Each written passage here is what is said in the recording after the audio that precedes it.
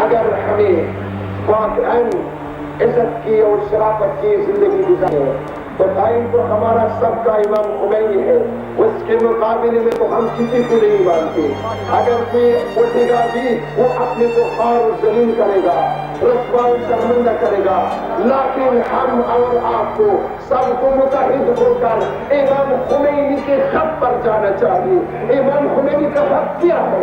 امام خمینی کا خط یہ ہے کہ تم اختلافات کو چھوڑ دو، سنی شیعہ کے اختلافات کو مجالس عمومی میں خصوص میں مت لاؤ۔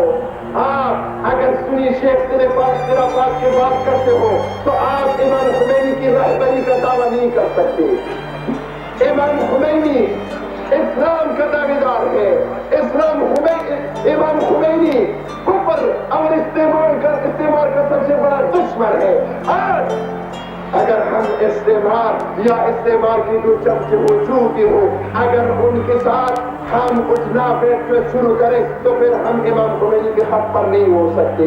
لذا ہمیں پاکستان میں صحیح معنوں میں امام خمینی کے خط پر چلنا چاہیے۔ امام خمینی کا خط قرآن کا حق ہے، اسلام کا حق ہے، اتحاد بین المسلمین کا حق ہے، نہ اختلاف کا۔ جب امام خمینی ہمیں اختلاف بین المسلمین کا اجازت نہیں دیتا تو یقیناً وہ ہمیں اختلاف بین المؤمنین کا بھی کبھی اجازت نہیں دیتا۔